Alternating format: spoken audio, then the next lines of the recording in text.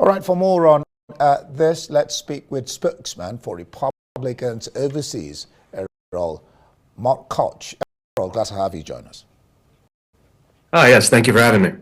What you listened to was there said this direction by Trump on freezing of funds is foolish and stupid. And of course, you had Schumer there saying this is Project 25 in another form. What do you make of the fact that it looks like Washington is in a tailspin with that decision by Trump, which of course a judge has temporarily put on hold? Well, I suppose the freezing of the funds, it speaks to two different ideologies. On one side, you have a nation that was effectively having welfare programs for one political ideology.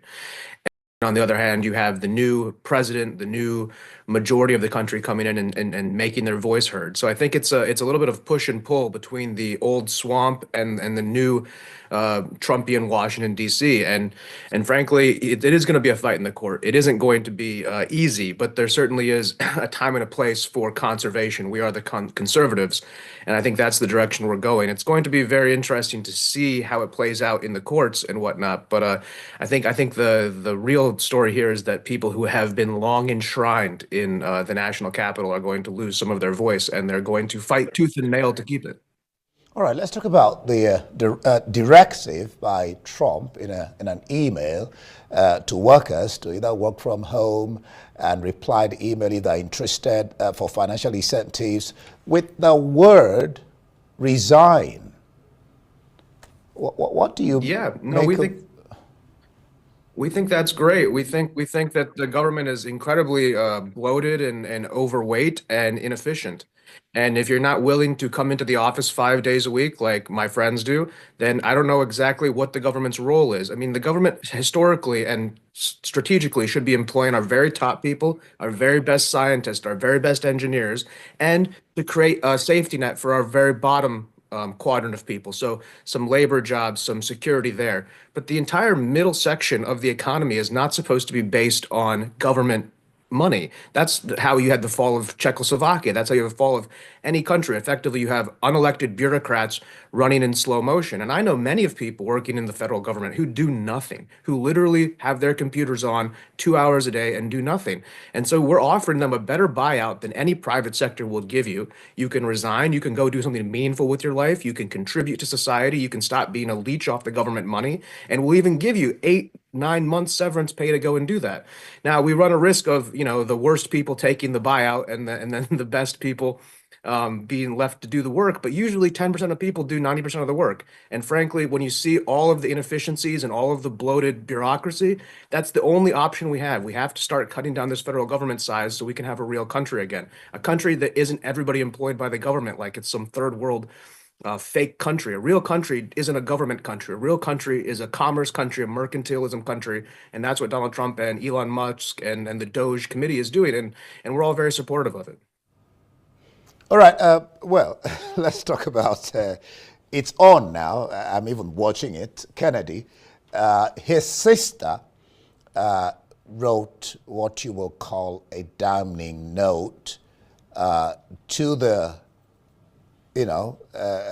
concerning his being questioned on his being a predator.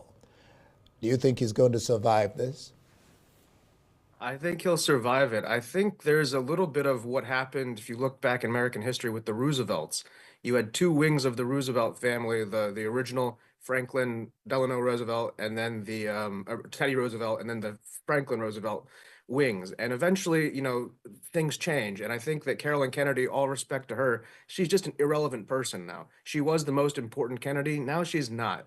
And she's very mad. She's very jealous. She said, and I quote, he's a predator, and it speaks to why he keeps birds of prey as a pet. Who cares what pets Robert F. Kennedy has? Like, nobody cares about any of this. The way she used the term predator, which in a way has a sexual connotation, and it's going to be the soundbite. But then when you look at what she said, he's a predator for attention. He's a predator for uh, vaccines, this and that. So she uses these coded terms. It's underhanded, it's dirty, and it's somebody who's at the end of her career. I mean, she really threw in her lot with the Obama Clinton wing, and she got her ambassadorship, and she got to go around and pretend she's American princess and whatnot. But it's over. That's over. You don't matter. RFK Jr. does matter. The American people want him. He has a following and support. We want to see the chemicals out of our food. We want to see accountability when it comes to medical vaccines and pharmaceutical companies. We want to see an America where there's a voice for people and a voice for science, not just a top-down directive. And that's what RFK Jr. brings to the table. And that's what Carolyn Kennedy, frankly, has fallen short of in her career. She lacks the achievements, she lacks the quality, and she hasn't done anything with her life to warrant these complaints against RFK Jr., who was out there in the arena with blood on his face, blood on and mud on his hands, fighting for the American people while she sits in her ivory tower and casts aspersions. It will not work. He will be confirmed, and America will be grateful and thankful to have RFK Jr. as the health security of the country. Predator comment, she was referring to the fact that he lost predator birds, and he uses, I think he grinds cats and hens to feed those birds. That's when she was talking about predator. But let's talk about Trump suggesting that Palestinians, Jordan, Egypt Palestinians should relocate. Of course, this has been flatly rejected at a time. Trump himself is on an immigration blaze. I mean, there's so much we could talk about this, but I mean, what's your sense of that suggestion? And the reply by Jordan, Egypt, and even Palestinians themselves. Yeah, I think Trump is approaching it from a humanitarian perspective, and it's not going to work. As much as I think his heart is in the right place, he sees the devastation in Gaza. He says, "Wow, this is awful. Everything's destroyed here. The people here have no chance. What can we do? Is there something we can do?" Well, the answer, unfortunately, for everybody is not that simple. And Egypt and Jordan are not going to take any substantial amount of refugees. Jordan, perhaps a little bit more. West Jordan land, there's a connection there. Egypt absolutely will not do it. If you think about it, Trump's going to hear from his military advisors that, hey, we give the second or third amount of military aid in the world to Egypt if you actually look at the brass tacks behind it. And if you were to allow, million people to go in there, Egypt's economy is already very fragile, and you could have a spiraling effect there. So the only real chance would be Jordan, and Jordan has a sort of role to play there. And then the discussion about that it being a type of ethnic cleansing, that is arguable there. If you move an entire group of people out of a region, even if you don't do any violence to them, you move them peacefully and then take that area, that argument can come up. So while Donald Trump's heart was in the right place, and I think he's looking for solutions, humanitarian solutions to the answer, it's not going to be that easy. It's going to have to take a lot more cooperation. We're going to need more Arab countries to come in and work with the United States and with Israel. But the idea that all these people from Gaza can be moved to a new country is unlikely to happen. But I don't think Donald Trump was saying it in a negative sense. I think he was looking at the devastation, looking at the fact there's no water and no food and everything, and saying, what can we do? And unfortunately, that's not going to be the answer